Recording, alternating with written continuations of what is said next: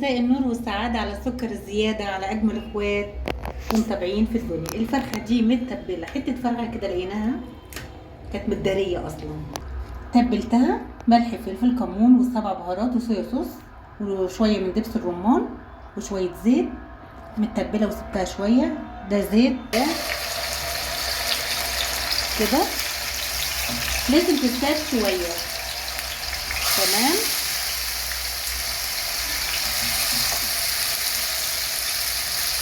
والدبوسة بتاعت توم وجيري.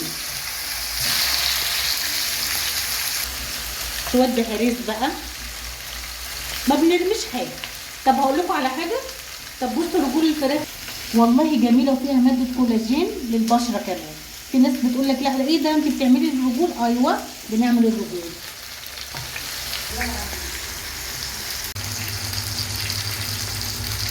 الله الله وكمان الله على الريحة الحلوة قوي قوي قوي قوي.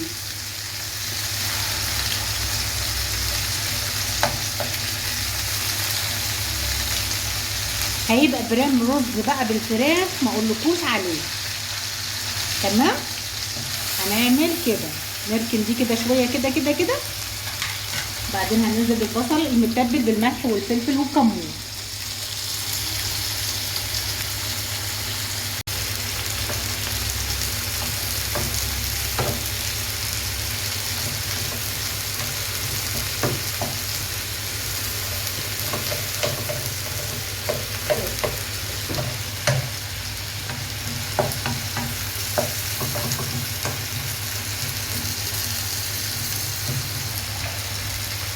شويه فلفل.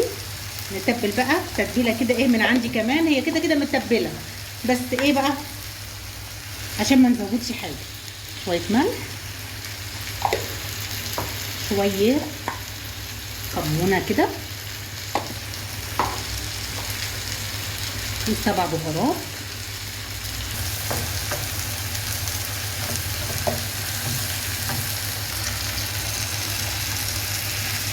ما كنتش اعرف ان في فراخ اصلا، انا لقيتها بالصدفه كده قلت لا احنا بقى هنستغل الموقف.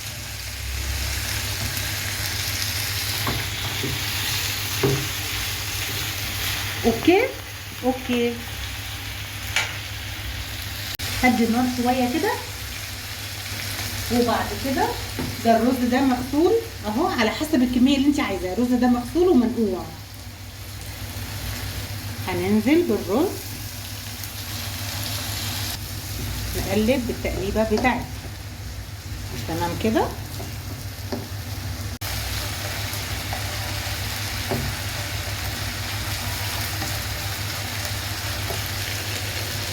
نزود شويه سوائل اهو بس كده.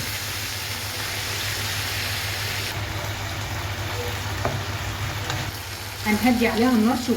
هي الفراخ راحت فين؟ اتدفنت. نهدي بقى عليها النار شويه. هننزل في الصينيه او الطاجن حسب اللي انتوا عايزينه. نساوي كده.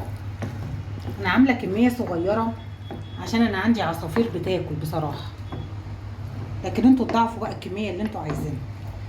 وحلو قوي البرام ده لما بيتعمل بلبن ويتحط في الطاجن، بس على حسب الحاجه اللي احنا في ايدينا يعني لازم يكون فيها سوائل.